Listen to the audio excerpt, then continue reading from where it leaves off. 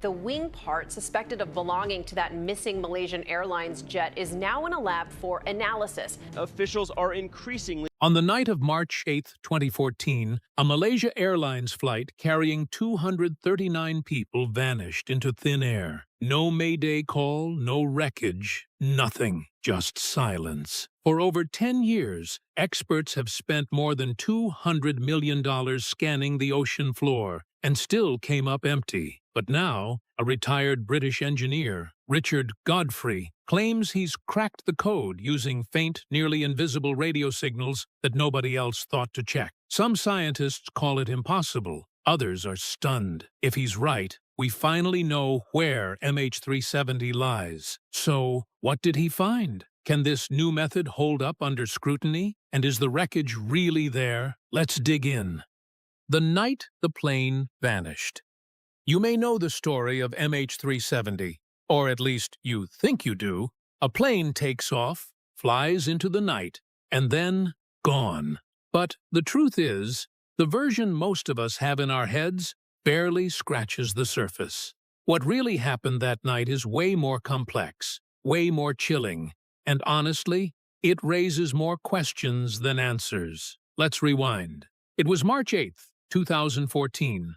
Malaysia Airlines Flight MH370, a Boeing 777, lifted off from Kuala Lumpur just after midnight, 12:41 in the morning, to be exact. The plane was packed with 239 people, business travelers, tourists, and entire families heading to Beijing. For the first half hour or so, everything looked boringly normal. Smooth climb, routine chatter with air traffic control, nothing that would have raised an eyebrow. And then came the last words anyone ever heard from the cockpit. At 1:19 a.m., the Malaysian controller told them to check in with Vietnam as they crossed into new airspace. The pilot's reply? Calm as ever. Good night, Malaysian 370. 2 minutes later, at 1:21, the plane's transponder went dark. That's the device that tells air traffic controllers the plane's ID, altitude, and speed. In other words, the thing that makes it visible on civilian radar. Suddenly, it was gone. To the outside world, it looked like the plane had blinked out of existence. But here's the first twist, and it's a big one. The plane hadn't vanished. Not yet. While civilian radar lost it, Malaysia's military radar, which works differently, more like bouncing a flashlight beam off an object and catching the reflection, kept picking something up. An unidentified blip showed up, and investigators later said, yeah, this was most likely MH370. Only now the plane wasn't following its flight path at all. It had made a sharp left turn. Not a drift, not a wobble. A deliberate, controlled turn. Instead of heading northeast toward Beijing, it swung back west, crossing over the Malay Peninsula, right past its own home turf. Then it kept going, flying out toward the Andaman Sea. Military radar tracked it for another hour until 2:22 a.m., when it disappeared off their screens northwest of Penang Island. Past that, nothing. Imagine being in that radar room, watching the blip you know is a passenger jet just walk off the map. No distress call, no squawk code, no explanation. Just gone. But here's where things get even stranger. Because while the plane wasn't talking to air traffic control anymore, it was still whispering into space. The aircraft's satellite system, the Satellite Data Unit, had quietly reconnected with an Inmarsat satellite orbiting over the Indian Ocean. This wasn't meant for tracking planes. It was just a maintenance handshake, a kind of, yep, still here, ping. But these ghostly signals ended up being the only real evidence of MH370's path for the next 6 hours. There were 7 of those pings in total, and with no black box, no radar, no radio calls, those 7 handshakes became the breadcrumbs investigators clung to, using 2 key pieces of data: the burst timing offset, basically the delay in the signal's round trip, and the burst frequency offset, a tiny Doppler shift in the signal. Engineers tried to map out where the plane had gone. What they got were arcs. Enormous, sweeping arcs stretching across the planet. One path pointed north, across Asia. The other plunged south into the vast emptiness of the Indian Ocean. The northern route was ruled out fast. Too many radars, too many militaries watching that sky.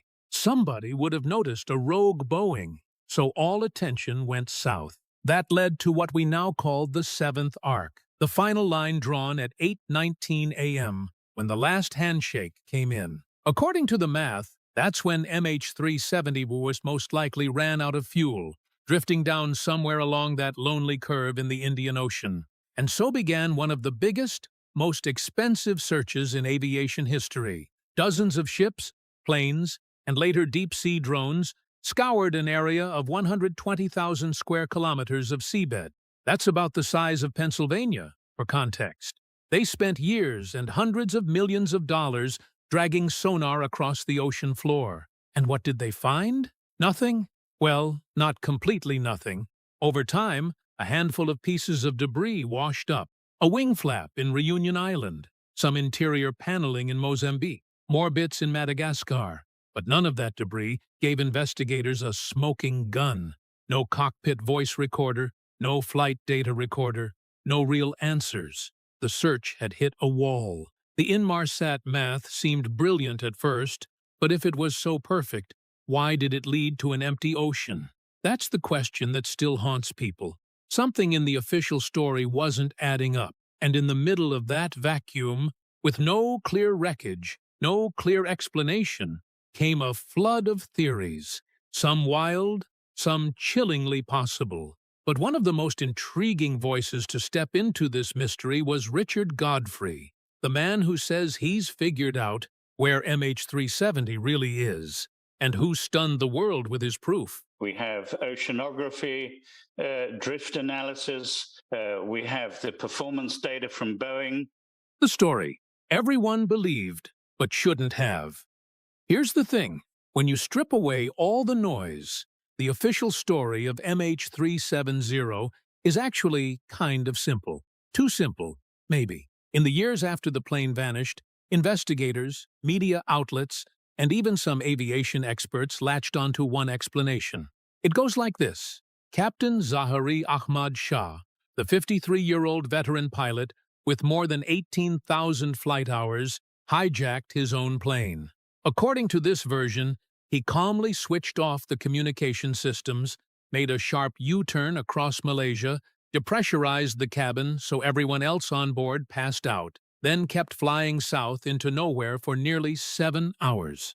Eventually, when the fuel ran dry, the massive Boeing 777 supposedly slipped quietly into the southern Indian Ocean in what some called a ghost flight or a zombie flight. On paper, it sounds like the kind of chilling story Hollywood might cook up.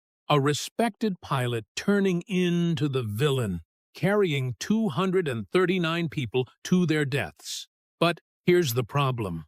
When you start looking closely at the evidence, this neat little theory falls apart in at least 3 massive ways. Let's start with the satellite data, because that's really the backbone of the whole official theory. Those handshakes MH370 made with the Inmarsat satellite were used to map its supposed path.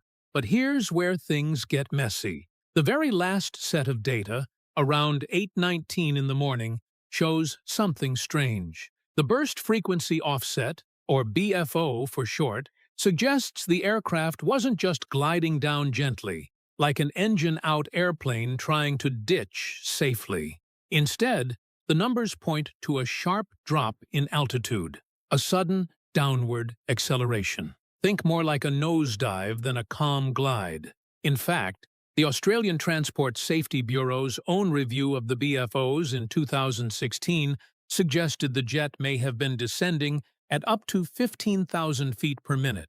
That's not a controlled landing. That's falling out of the sky. And that alone makes the pilot's self-harm or fuel exhaustion glide theory very shaky. Then there's the wreckage, or rather, the tiny bits of wreckage we actually have. The first confirmed piece was that flaperon found in July of 2015 on Reunion Island, off the coast of Africa. Since then, about 3 dozen more fragments, some confirmed, others highly likely, have been recovered along beaches in Madagascar, Mozambique, Tanzania, Mauritius, and South Africa. ABC's Alex Marquardt reports in from Reunion Island, where they found that mystery part. Here's the important part. The flaperon wasn't in a condition you'd expect if the pilot had tried to glide the plane down for a soft ditching. The trailing edge was shredded in a way that experts said looked more like flutter damage, something that happens when a control surface shakes violently in high-speed air. The flaps were also confirmed to have been retracted, meaning the plane was in a cruise configuration, not set up for landing. Other pieces told similar stories. A wing flap section discovered in Tanzania showed evidence of fracture from overload, which again points to a violent, high-energy impact. If this had been a calm, intentional water landing, we'd expect the flaps to be extended, more intact wreckage, and maybe even floating fuselage sections. But instead, the fragments show brute force destruction. And then we come to what might be the biggest flaw of all, the search itself.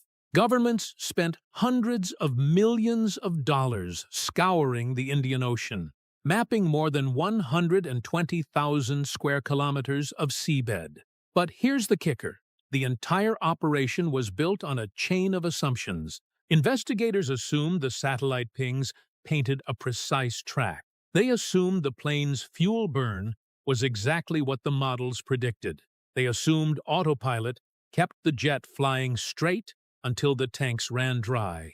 And worst of all, they treated the seventh arc like gospel, a narrow line in the middle of nowhere where the plane had to be. But assumptions are dangerous. And as year after year went by, with ships towing sonar and underwater drones finding nothing but volcanic ridges and deep trenches, the truth became impossible to ignore. They had been looking in the wrong place. This was a classic case of confirmation bias, believing a theory so strongly that you twist every piece of evidence to fit it.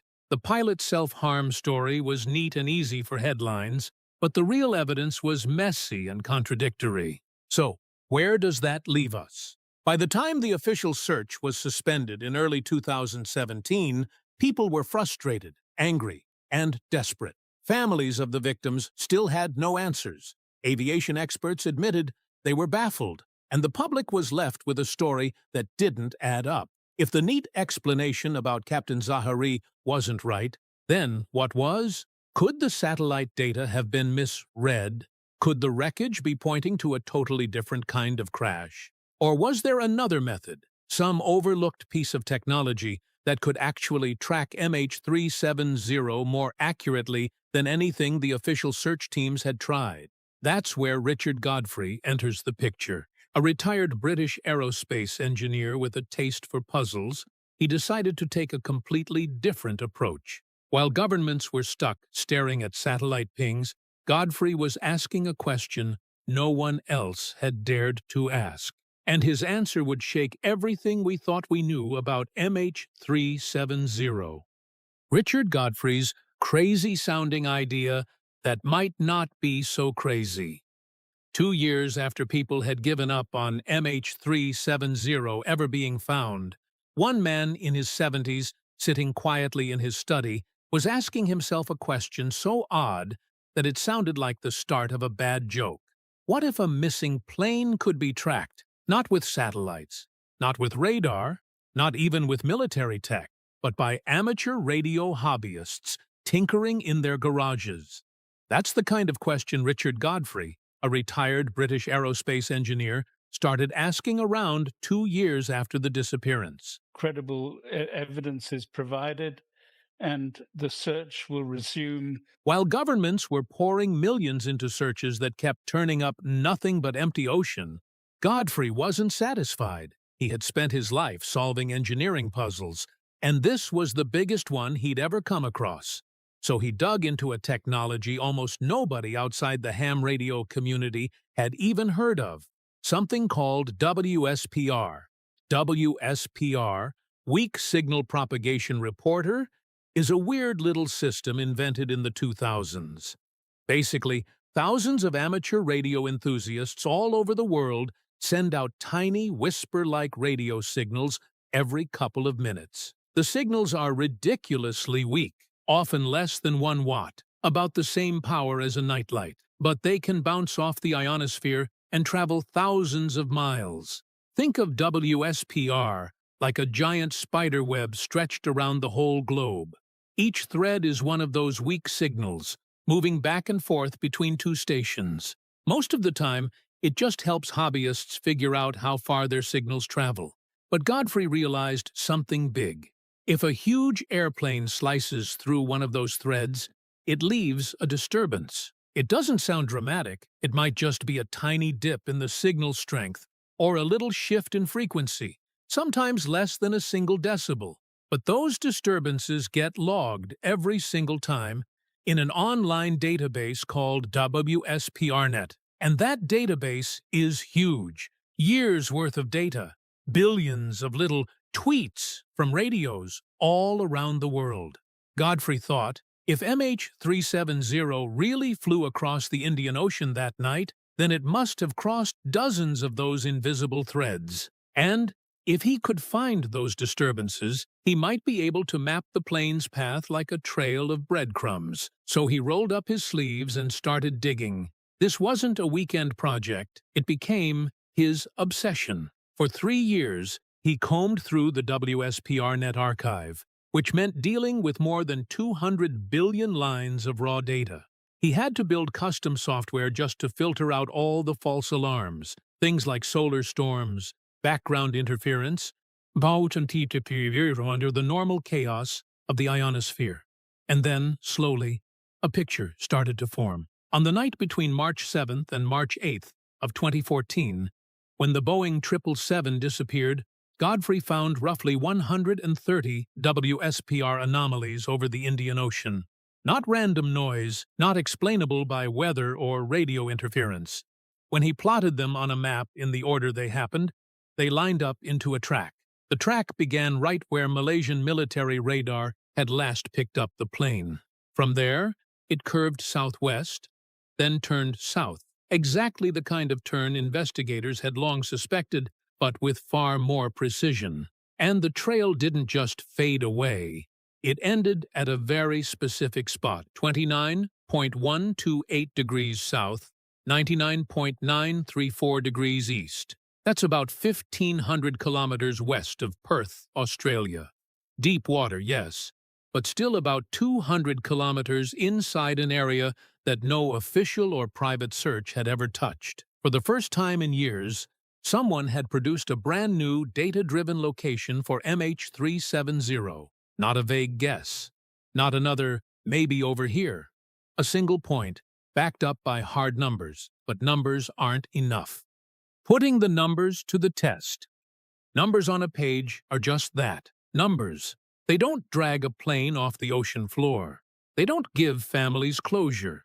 For Richard Godfrey, the real test wasn't whether he could find patterns in ham radio signals. The real test was whether those patterns could stand up to hard questions from people who didn't care about theories. They wanted proof. That's why he took his findings to the University of Liverpool, to a team of analysts who weren't strangers to solving tragedies like this.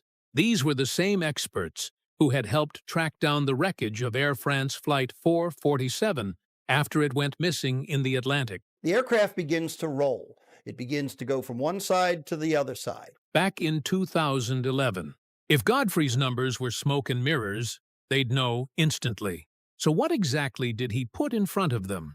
And why did it grab their attention instead of ending up in the wild theory pile? Let's break it down. The first piece of the puzzle was what he called the timestamp cross-check.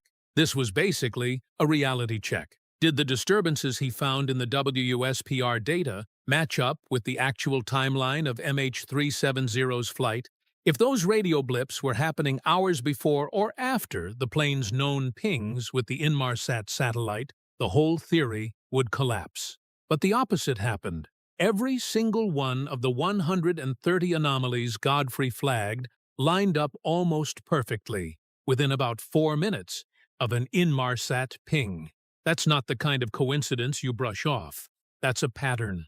And when investigators looked around for other explanations, maybe another Boeing 707 in the same airspace, maybe a cargo jet passing through. Nothing fit. No other plane was in that sky. No other plane could have made those ripples. The only candidate left was MH370. Next came the signal geometry. Think of this like replacing a blurry photograph with a sharp one. Inmarsat's satellite data had always been more like a rough sketch than a detailed map. It could only narrow things down to giant arcs, long, vague stretches of ocean hundreds of kilometers wide. Good enough to guess, but not good enough to pinpoint. WSPR changed that game. Because each signal traveled along a specific path between two radio operators, say one in New Zealand and one in South Africa, any disturbance was locked to that path. When several paths showed disturbances at the same time, you could cross them like lines on a map. Suddenly, instead of a search area the size of a continent, Godfrey was drawing corridors only about 20 kilometers wide. The more paths he had, the more precise the trail became. Moved forward in the last 6 years with their technology. We have new research into MH370. Then came the trickiest test, the refraction fingerprint. This was about proving the wiggles in the radio signals weren't just random noise. The ocean surface, the ionosphere, even solar activity could all bend and twist radio waves in ways that looked messy. Godfrey needed to show that what he was picking up was the fingerprint of a huge airplane, not a glitch of nature. He focused on signals in the 14 megahertz range because that frequency reacts in a predictable way when something as massive as a Boeing 777 cuts across it. To make sure the results weren't junk, his software threw out any faint or muddy disturbances. Only strong hits, around negative 25 decibels or better, made the cut. After running all those filters, he was left with 130 solid anomalies. And here's the kicker. They weren't scattered all over the map. They clustered, forming a line across the southern Indian Ocean, almost like someone had sprinkled breadcrumbs across the water. When the Liverpool team ran the numbers through their own models, using Bayesian analysis, the same statistical method that had nailed down Air France 447's location, they came back with something remarkable. Their calculation showed a 74% probability that MH370's wreckage was sitting inside a small patch of ocean centered on Godfrey's coordinates. For the first time since the plane vanished, the data wasn't just hopeful, it was mathematically solid. Now imagine being one of those scientists. You've spent years watching wild theories pop up and burn out. Stolen planes, secret bases, pilot self-harm, even abductions. And then someone hands you a trail of data points that line up almost too neatly to ignore. It wasn't absolute proof, but it was the closest thing anyone had seen since the night the plane disappeared. The pushback against WSPR. Here's the thing about any bold new idea. The moment you put it out there, people are going to push back. That's not a bad thing. It's actually how science is supposed to work. If no one questioned it, that would be even stranger. And with something as haunting and emotionally loaded as MH370, the skepticism was instant and loud. So let's walk through the biggest objections people threw at Richard Godfrey's WSPR theory and how he and others pushed back. The first objection hit almost immediately. WSPR was never designed for this purpose. And you know what? That's true. WSPR, or Whisper as radio folks call it, was never built to track lost airplanes. It was made for ham radio hobbyists who wanted to bounce signals off the atmosphere and see where they landed. Nothing more. But here's the twist. Science is full of tools being used in ways the inventors never dreamed of. Think about it. X-rays were discovered by accident when Wilhelm Röntgen was just experimenting with cathode rays back in the late 1800s. Penicillin? Total fluke when Alexander Fleming noticed mold-killing bacteria in his petri dishes in 1928. Even GPS, which we now use to find the closest coffee shop, was originally a military navigation system. So yeah, WSPR wasn't built to find missing planes, but the physics behind it, the way radio waves bend, scatter, and get messed up when something big slices through them. That's solid, decades-old science. Even Joe Taylor, the Nobel Prize winner who actually invented WSPR, admitted that airplanes absolutely can disturb these signals. He was more cautious about whether you could pin down exact locations, but the basic premise? Rock solid. And Godfrey didn't just stop at theory. He went for a real-world test. Last November, his team teamed up with folks at the University of Liverpool and chartered a Boeing 777. They flew it along the very corridor over the Indian Ocean that matched the suspected MH370 route. Meanwhile, WSPR stations around the world were listening. And guess what? Right on cue, the disturbances popped up exactly where the plane was. Not sort of near it, not vaguely around the same time. No. In the signals of the ham radio operators communicating with each other on the night the plane disappeared. The spikes matched the aircraft's position almost to the minute. That was the smoking gun. Proof that this wasn't just math on a napkin. The system worked in real time. The second objection sounded more like a jab at Godfrey himself. He keeps moving the target. And again, on the surface, that's true.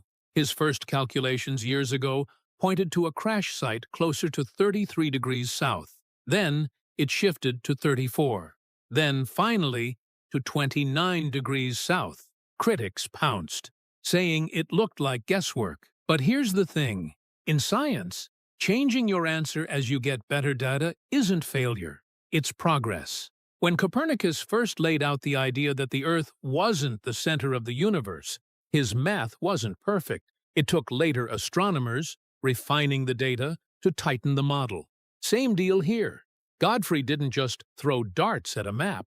Each shift happened because more WSPR data came online, and because the algorithms analyzing it got smarter. Over time, the area of uncertainty shrank, and here's the kicker. For over 14 straight months, the target hasn't budged from 29 degrees south. That's a huge deal. It means the refinements are over. The model has stopped drifting. That stability is what finally convinced people this wasn't just a moving goalpost. Then there's the third objection, the one nobody can argue away completely. We still haven't found wreckage at that exact spot. Fair point. Until someone actually pulls a wing or a black box off the seabed, it's all still theory. But let's flip it around. Instead of starting with theory, start with the debris we already have. Remember the flaperon that washed up on Reunion Island in 2015? That piece was confirmed beyond a doubt to be from MH370. There are in total 160 of these detections. Later, more debris turned up in places like Mozambique, Madagascar, and Tanzania. These weren't random junk. They were Boeing 777 parts tied directly to the missing plane. So where did they come from? That's where oceanographers stepped in. At the Geomar Helmholtz Center for Ocean Research in Germany, scientists ran massive drift simulations. They basically dropped virtual message-in-a-bottle trackers into computer models of the Indian Ocean currents and watched where they would wash ashore. They did this hundreds of thousands of times. When they reversed the drift paths from Reunion and the other African coastlines, something remarkable happened. The majority traced back to an origin point within about 100 kilometers of Godfrey's hotspot at 29 degrees south. Not a vague area, not half the ocean, a specific zone. That's the kind of independent confirmation you can't just hand-wave away. So let's sum up. People said WSPR wasn't meant for this. True, but the physics is valid and now tested. People said the crash site kept moving. True, but only because the data got better, and now it's locked in. People said no wreckage is there. True, but drift analysis points straight back to that location. Every time an objection is raised, the evidence pushes back harder. And here's where things get really interesting. For the first time in years, this isn't just talk. There's action. The brutal cyclone season in the southern Indian Ocean has wrapped up, which means ships can actually operate out there again. And the heavy hitter is back, Ocean Infinity. If that name rings a bell, it's because they led the massive search effort in 2018. They didn't find MH370 then, but they built up an arsenal of deep-sea tech that's only gotten better since. Their flagship is the Armada 7806, a monster of a support ship packed with Hugin autonomous underwater vehicles, basically robotic submarines. These aren't little tethered drones. They can dive 6,000 meters, roam untethered for days, and scan the ocean floor with sonar detailed enough to spot a car wreck under miles of water. And now, here's the kicker. Malaysia's government has signed a brand new contract with Ocean Infinity. Malaysia has given its final approval to a new search for the missing flight MH370, robotics firm Ocean Infinity. Anthony Loke, Malaysia's transport minister, pushed it through in January of 2025. The search zone? A carefully defined 15,000 square kilometer box, zeroed in on the exact hotspot identified by the WSPR analysis. The deal is no find, no fee. Translation: Ocean Infinity is paying all the upfront costs, estimated around $70 million, and only gets paid if they actually find the wreck. That alone should tell you something. They wouldn't gamble that kind of money and resources unless they believed the data was strong. Now, let's talk numbers. A single Hugin AUV can cover about 500 square kilometers a day, cruising slowly at 3 knots while scanning the seabed. With an entire fleet running around the clock, they can sweep the entire search box in about 1 month. Think about that. More than a decade of frustration and dead ends, and now the answer might be less than 30 days away once they get underway. The ship is loaded. The robots are ready. The contract is signed. All that's left is for the weather window to stay open long enough for the mission to play out. So here we are, after all these years of heartbreak, wild theories, false leads, and endless speculation.